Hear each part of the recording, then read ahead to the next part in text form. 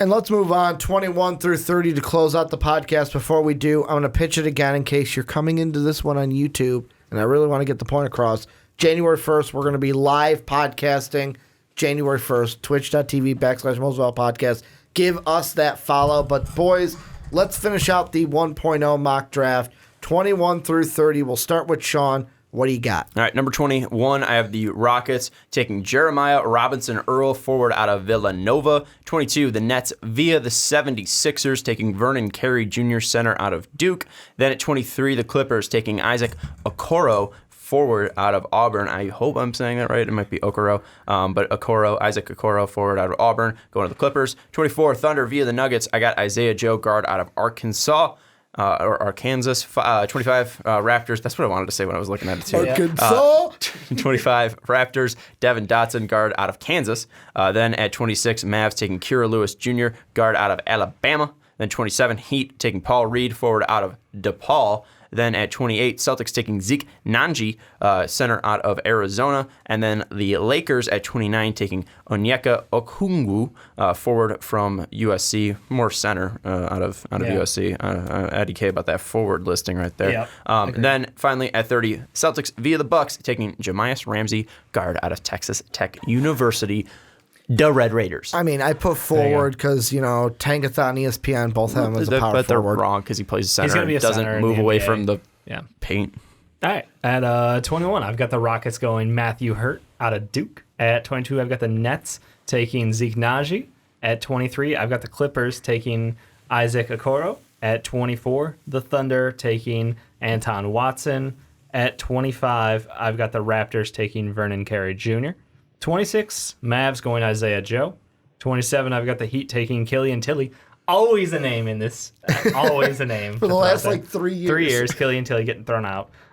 28, I've got the Celtics taking Scotty Lewis. 29, the Lakers taking Marcus Howard. And at 30, Jamias Ramsey out of Texas Tech to the Celtics. And then with mine, 21, the Rockets go with Trey Jones, guard out of Duke. The Nets via the Sixers go with Precious Achiuwa, forward from Memphis. Sorry, Nick, that I had him so low. Then the Clippers at 23 go with A.J. Lawson, the guard from South Carolina. Thunder via the Nuggets at 24 go Tyler Bay, forward from Colorado. Raptors at 25 go Vernon Carey Jr., center from Duke. Mavs at 26 go Paul Reed, forward from our back of the woods here in DePaul. Then the Heat at 27 go at Marcus Howard, the guard from Marquette. Celtics go with my favorite, my guy from Illinois, Kofi Cockburn, the center. And then Isaiah Joe to the Lakers at 29, guard from Arkansas. And Wendell Moore, the forward from Duke, going to the Celtics via the Bucks at 30. With this one, we're not going to start off with a team. We're going to start off with the topic that Sean teased in the second segment. Shocker, the Illinois guy's going to start off with the Illinois kids. Exactly. And the reason why is... what is going on? Because you're finally not watching shitty basketball for the first time in your life? We'll get into that. Sorry, not first time in your life. 2005 existed. But it's like, the thing with this that I wanted to throw out about them is Kofi Cockburn, guy who was recruited last year, he's playing as a true freshman, averaging a double-double, tearing it up down low. The only, 2 games, I think with Arizona and Miami were the only two, the Power 5 teams, were the only two to, take him out of the offense and say, hey, someone else beat us. Yeah.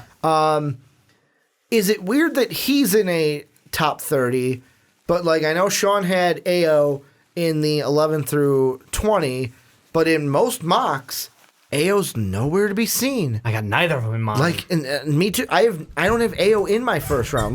The thing I want to start off with first is how concerning is it that AO has basically done the opposite of what he wanted to do, where he was in the first round at the end of last year, and then it's I'm going to come back to rise my stock, and he's basically fallen. Yeah, can I ask you why you guys didn't? Because you've seen him in his freshman year, and I think he's only gotten better. So what have you guys seen that has not made you put him in your first round? Because I haven't seen a reason to be scared off this kid. Because I've seen regression. For me, Where? it's mostly in the three-point shot. His three-point shot is not falling, and I wonder if this year it's the team is different. He's got more people around him, like a Trent Frazier, like a Andres Felice, where it's these are guards that can also do things. So, fitting in the offense might be a problem. It might be just an Illinois problem with AO, but it's like I'm not seeing the same AO night in and night out. And that's what I'm glad you brought up, because the biggest thing that I saw from AO tape last year to AO tape this year is the offense. They are so compact offensively that it's tough for him to truly be himself. I was watching him, and it didn't even look like the same AO, but not in a bad way. It looked like at first I had him mocked to the Rockets because I thought he could be the next Eric Gordon, because I thought he could play the 3 by the way they were using him. And I think it really showed me versatility that I haven't seen before. And I see him now locked in more on defense. And at least with the way that they've been playing with their guards, they have such a compact offense that is based on movement and not even really screens. It's mainly off-ball screens. Yeah. It's off-ball screens and movement and passing. There is not a second that AO is not moving around. And I think it's tough for him to play his type of game, but I still think that he is succeeding. And yes, he is shooting 28% from 3, but also to that, we consistently talk about free throw percentage and also sample size. It's 8 games, and he's shooting 28%. He's if you look at his shots last year, he was at 1.6 threes per game and 4.4 attempts for 35.2%. This year it's 1.1 made and 4 attempts.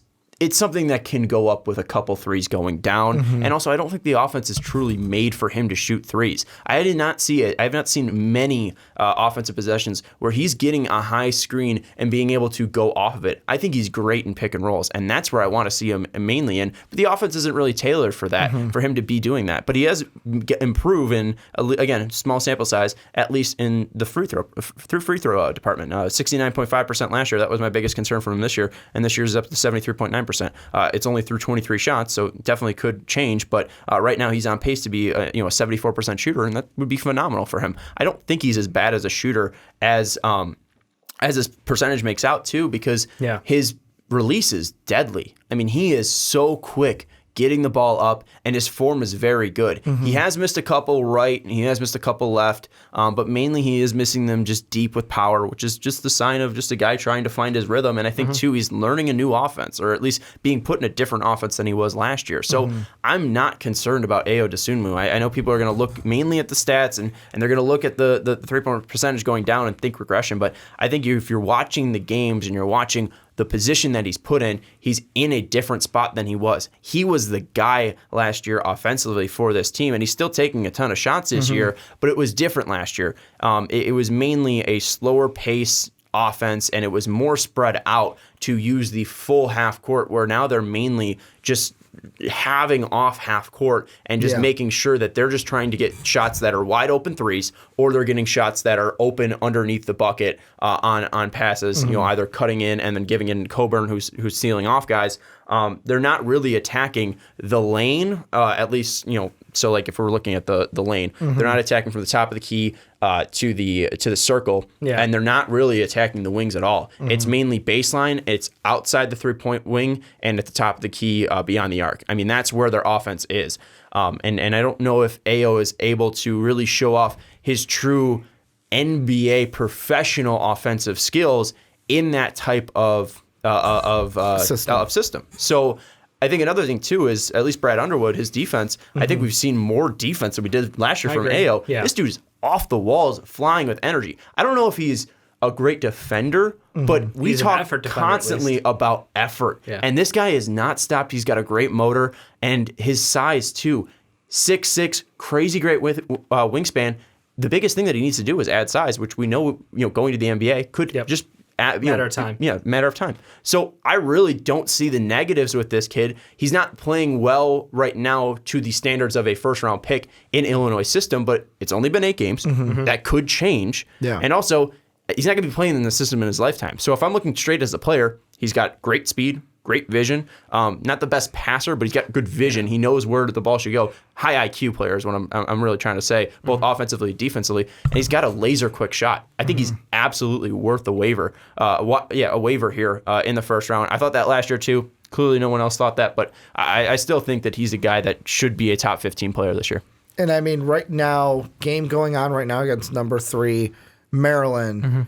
Kind of the same we've seen. 3 of 10, and I'm talking stat-wise. 3 of 10 from the field. He's got 7 points. More obviously, you got Frazier and Felice, the other guards, have 22 or 21 points combined. Are you concerned at all, Dave? Because you didn't even have him in the first round. I don't have him in the first round. Did you have him but in even a then- mock at the end of last year before he went back? Okay. But even then, 1 or 2 from 3, baby, 50%. Yikes. I mean, we haven't seen the game. I don't know what he's doing out there, so I can't really bash him. Yeah. No, I mean, for me, I'm looking for different things. I didn't have him slotted as a 3 on mine. That might be why. Like, I don't see it. I don't know if he's. No, gonna I be have him. 3 I at the still next have him as a level. 1. Okay. No, but I was looking at him, and I literally was thinking that he could be a guard that could defensively play a 3. Or like if he was going to the Rockets, he's not really a 3. He's just a guard in their system. But I thought he could fit in the Rockets system when I was watching him. Yeah, no, I think for me, I'm just looking at like my guards that I'm taking later on in this draft. Whether Trey Jones is basically that barrier because you got Trey Jones right after him as the next guard. Yeah, I like him better than Trey Jones. Trey Jones is professional, man. I don't know what it is. It's just he's got a clean game. He's smart. He doesn't turn over, and he's the best defender on the perimeter in the entire college game. So I don't. We were looking for different things, maybe. Then I've got Isaiah Joe, who's just a stone cold kill from the outside, just 3-point. That's all he does. That's his specialty. He kills it. I love his offensive skill set.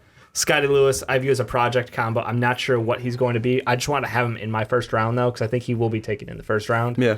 Marcus Howard, 4-year player. I just thought fit-wise with the Lakers was like, they need a bench scorer. I know right now they are using Quinn Cook. I think Marcus Howard come in and do similar, if not better. And then Ramsey, he's had explosive games. So, like, it's nothing really against Ayo. It's just I'm looking for different stuff out of guys. And I think Ayo, over the year, definitely can put himself back into the first round on my mock. But what I've seen, meh. Yeah, I mean, here the other notes that I had too that I didn't touch on. He was a little bit too antsy on defense. He bit very hard in pick and roll situations instead of waiting until the guy made a move. Yeah. He consistently thought the guy was going to go around. Yeah, he consistently thought the guy was going to go around the screen, so you try to jump in front of it, and then the guy would just blow right to his left. So that was a little bit too antsy, but I mean. Yeah. Whatever. Like it's something that is fixable. At least he's trying out there. Not the smartest decisions, but again, that I think he does have good awareness in general. And then I think the length too is something that like you can't teach a 6'11" wingspan. And I think he can be a good finisher at the NBA level, especially when adding strength. He's got great speed. I think that he is a guy that kind of like Scotty Lewis and a little bit older, obviously, but I think he's a project that is worth a first-round flyer because of his quick release, because of his speed, because of his length. He's not performing well right now at Illinois, at least through 9 games, but I don't think that is mainly because of the player himself. I think it's the way that this offense has had to change because of the players and the talent they have added in. What about the other side, before we get to the Rockets and Thunder, of the big guy, where Kofi... No one had him on a board in mock drafts. I may be a little bit too high to even have him in the first round, but I wanted to add him mainly as a discussion point because the only guys to average what he is averaging are guys like Greg Oden, the guys at the top end of the draft. Yeah. Is Kofi going to be one of the biggest risers? He's a guy right now averaging 16 points, 11 boards, and he's blocking about almost a block and a half per game. He's at 1.3 right now. Is he a guy that's going to rise because of how many people average a double-double in college anymore, points and rebounds? There's a good chance he could. There's a good chance he can rise based off of his production. I hate bigs who can't stretch. That's what you're going to notice in my mock draft. Which he doesn't shoot the 3. Yes, Exactly. and that's why you guys love Big O. The guy, the stretchiest But he plays big elite ever. defense. Okay. That's the difference. Why I'm drafting him is elite defense, elite rim protection, and the fact that he can go off man and play help. There's a difference. Like, But you don't take that guy 10. But I don't know. You don't take that guy top 10. The offensive back to the board big man doesn't excite me. It just doesn't do much for me. So I don't know. I'm not saying he's not bad at basketball. He's very good. He's like you said, doing elite numbers as far as his offensive skill set and getting double doubles. That's the same reason I don't have Isaiah Stewart going high or at all in my first round right now. And it's just I want to have guys who have the next level game. Like Isaiah Stewart is a fantastic shooter, good scorer, but like I'm not excited about his game yet. Maybe over time I'll learn to love it, but at this point in the season, I'm looking for versatility. I'm looking for the next level at the NBA. Yeah, I mean, Isaiah Stewart, the attempts really haven't been there. He's only taken 5 so far. Yeah. So I'd wonder, like, if he gets more chances, what he will do. Plus, I mean, the free throws are there. So that's something with Isaiah Stewart that, like, he's got a great body to set picks. I just want to see what he would, like, I don't think Coburn has that in his game to be able to be a guy that can stretch out there at all. Where Stewart, I don't think he's in the right system, and I don't think he's been getting the opportunities to. I think if you worked on that with Stewart, that's something that could come up. Where Coburn, that's a new idea. Well, for Coburn's him. also 3 inches taller than him at least. Like Coburn's a legit 7 feet tall. Yeah. So like it's different when you're doing undersized 5 versus would you consider Stewart a 5 at the next level? You think he's gonna play center, or you think If he he's could gonna shoot power forward? threes, he's a 4. No, you can't. So but he hasn't yet. I mean, Yeah, okay. he's a guy that, I mean, I don't think that you can say he can't shoot threes yet. fair. Because You're right. I shouldn't use words like can't. He has not shown us yet. yeah, but Okay. I don't think, like, his stroke isn't bad. Okay. Right, and I mean, I think he's a guy that could develop a 3. Yep. Where Coburn, I don't think he can. Okay. Moving on, the Rockets. What are your guys' I thoughts? said the can. I'm sorry. I don't think he will. I think it's extremely highly, very unlikely that he will not.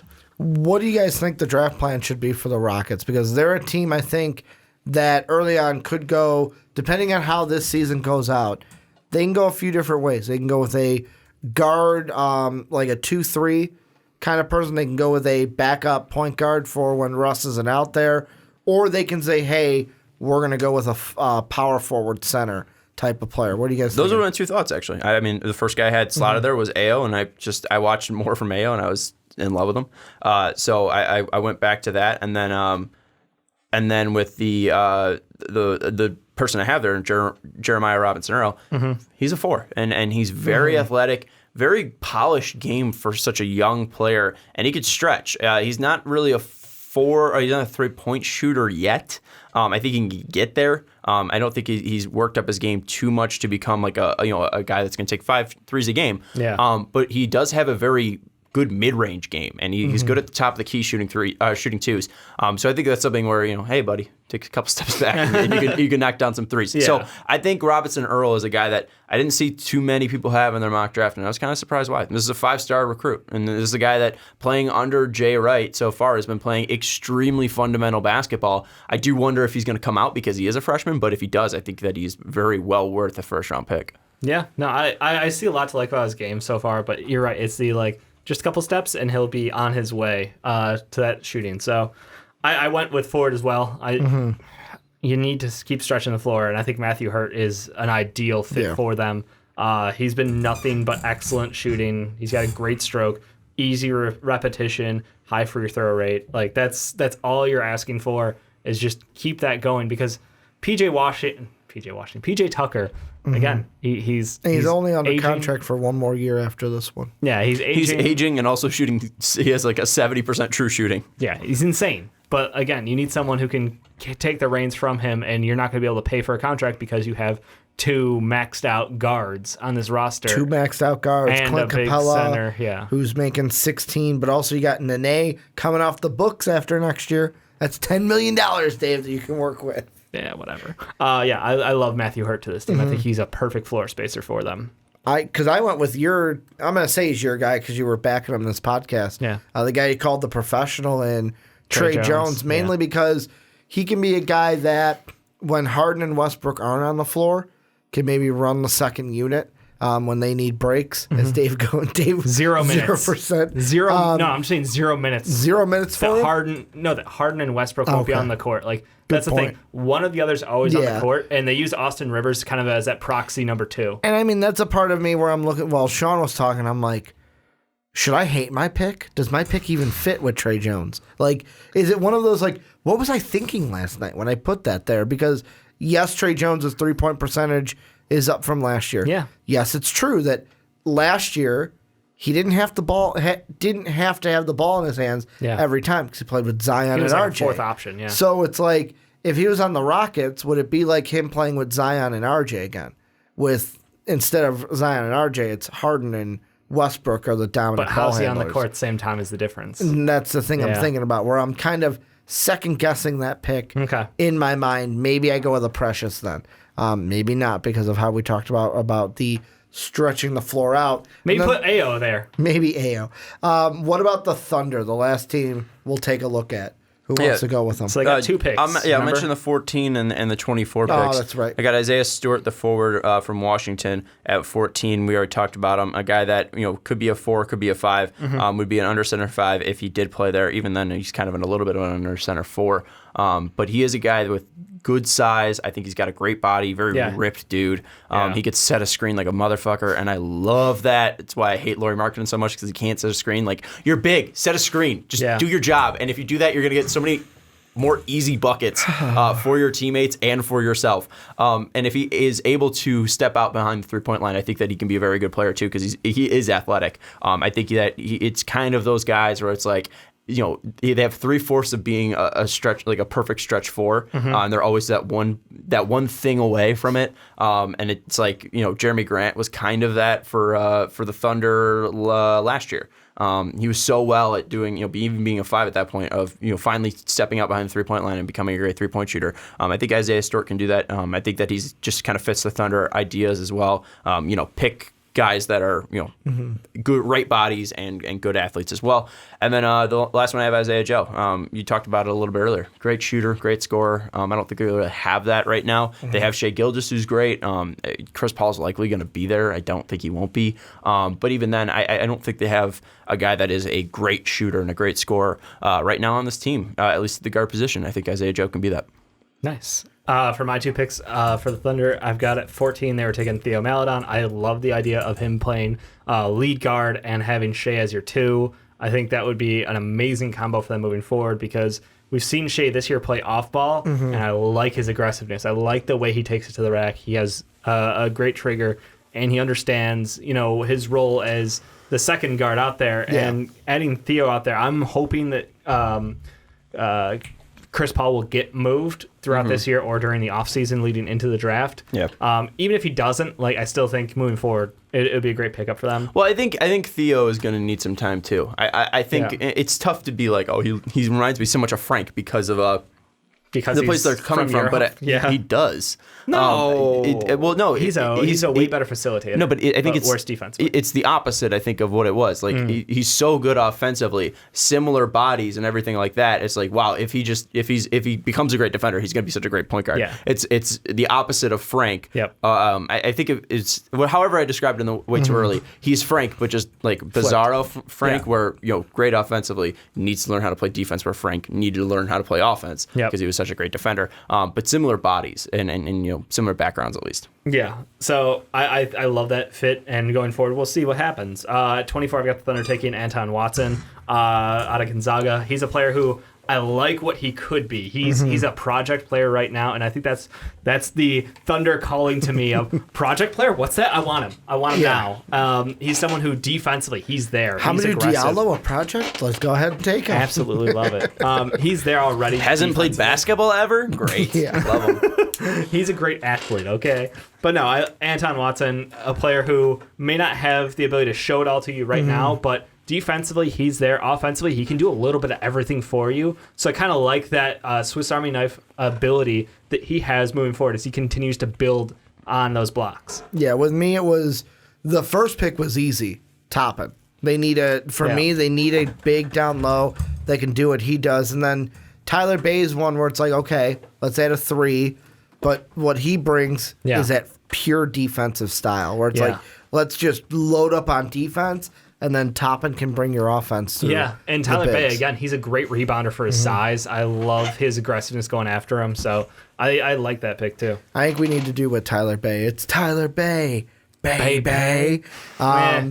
Not loving it. It doesn't work like Adam Cole, but that's going to do it for our first. There's one more question. Oh, okay. I thought you had to leave at 6. No, it's all right. I can answer one more question. Last question then. Who's someone not in your first round that will be there come 2.0? I don't want to say guys that are in yours because I think there are some guys that I left off that could be in there. I know, but like Marcus Howard is worth a first round pick. If someone took him, I wouldn't be against it. If someone took Tyler Bay, I wouldn't be against it. AJ Lawson wouldn't be against it. Matthew Hurt, et cetera, I wouldn't be against it. I just didn't have those guys there. But they are, fringe first, fringe seconds. A guy that isn't in any of ours, but I know we all love, Cassius Winston. This guy is probably going to be a first rounder, and if not, someone's getting a steal in the second round. Yeah, I know. That's I mentioned him earlier. Love him, and I just don't like the 1.0 is kind of like a let's introduce you to this class. Yeah. And I feel like we've talked about Cassius a lot last year, so. But I don't think we talked about him enough. Like he is. No, I'm like last year. I don't think we talked about him enough because he was still that guy. We were like, he's just coming back. Like I don't think we gave him too much credit for being a draft prospect last year because we felt like he was coming back. But he doesn't have a choice. He's got to come out. And I think that he's a guy that is a very good passer. He's a very good shooter. He's a court general. Yeah, I mean, like if he's your backup point guard, you have a hell of a point guard. Right. Like I think he's just. Is he the Jalen Brunson of this class? I don't think he's Jalen Brunson. I think Brunson's a better scorer. I'm trying to think of like who are those older guys who came out? Javon Carter. Carter was a great defender. Yeah. You don't want to say the name, do you? I don't want to say the name. That's what it is. I know exactly who it is. But yeah. Who's the name? The president. No, it wasn't Brogdon. Okay, you mentioned that earlier. That's why. I'm thinking smaller player. Okay. It's just too high of a thing. Okay. Like. Fine. He's not as fast as this player. Yep. He's not to the level of this player. Sure. But he just does everything well like Steve Nash did. Oh. He doesn't turn the ball over. He's a good passer. He's got good vision. Yep. He plays decent defense. He's a good he's got the same splits. Like I think that he could be a massively budgeted Steve Nash. I love it. Thank you for dropping the name because I did not see that coming. There's probably a way better comp, but I'm just sure. like, Steve Nash. We'll get those as time goes on. Mine that's not on anyone's board is our boy Grimy. Like I loved him. Grimy. I loved him coming back to college because he struggled so hard at Kansas that it hurt me. Like I'm glad that you have Dotson in there too because he's a guy who that comeback year he's hitting it. He is a great pick and roll guard. And that's why I have him. I love the pick. And that's the NBA right now. If you have a pick and roll guard, you can move an offense. He needs more work, but his pick and roll work is unreal. Exactly. But yeah, Grimes looks like he is excelling at Houston right now. I was so high on him, the 1.0. Like my big board, I made a declaration about him, and then it was like, oh, he is not as good as I thought he was. Like, oh, no, I need to back off. He wasn't a great fit, and look, the nice thing is he's looked good this year, so I'm happy for him, and I think that he's got a good chance to work his way back into the first round. I would love to say AO, but I need to see more consistency out of it. Yeah. I'm going to go with a guy out of Alabama. I didn't make a compelling enough argument for you guys to put AO in your first round next year? I think they're not next mock. Next mock. Maybe. The 2.0, let me see how he plays against It's February. We got plenty of time. They've got Maryland today. Let me watch that game. They've got Michigan on Wednesday. Let me watch that one before our next mock. Yeah. I don't want you to play. Look at him and be like, all right, what is he doing in this offense? Think about what his skills are and think about him in a more spaced out offense because that's where I think he could really do well. Yeah. In the fast break, in a full a more half court offense because they're playing like half a half court offense. So it's kind of like what I've mentioned on Lockdown Illini, where it's kind of like hey, what's more important to AO right now? Getting drafted really high, winning the basketball game. Absolutely. And I think right now it's winning basketball. That's why he came back. Yeah. It's winning compared to, hey, let me just worry about myself. Yeah. Raise that draft stock. But even then, I think it'd be tough for him to raise his draft stock in the place that in the way he's currently playing, or the way their offense is set up. And I know the player I'm going to mention, we've gotten comments before, this guy may sneak into the 21 through 30 for me, Kyra Lewis Jr. From Alabama, 18 points a game. Dude can fucking score, man. I like him.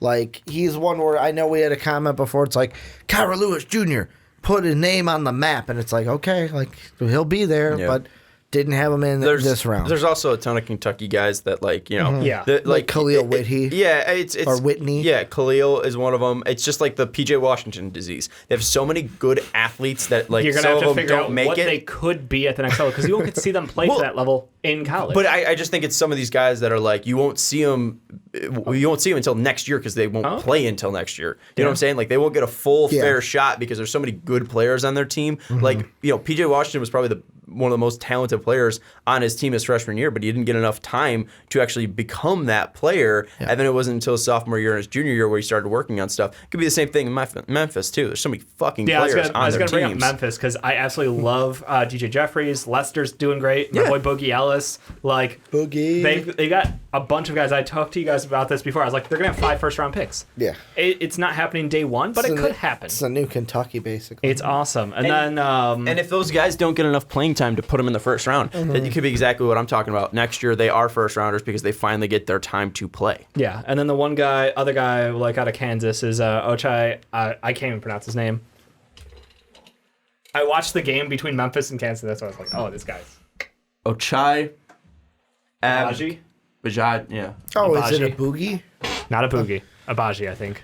I know. A-G-B-A-J-I. Pat, we need you. Yes. Ask Pat. I'll ask Pat. Agaji. I think it's Ochai Abaji, but yeah, he looks good, and he looks like one of those guys who number 30 on Kansas. He's got the right pieces to be useful at the next level. So. Okay. God, that's going to drive me nuts now. Cool. I remember Pat saying it, but thank you guys for checking out our first mock draft. Next one, not going to come for quite a bit. Yeah. February. Valentine's Day. The reason why I mapped it out that way, this was the quarter mark. That's going to be mid-season all-star game. So the next one we'll do is mid-season, then the 3 quarters, and then regular season. But we'll see him for a big board. We will. We actually might have some new additions on the big board. I love it. So we'll do that as well. Because there are now articles. There are going to be articles now on the website.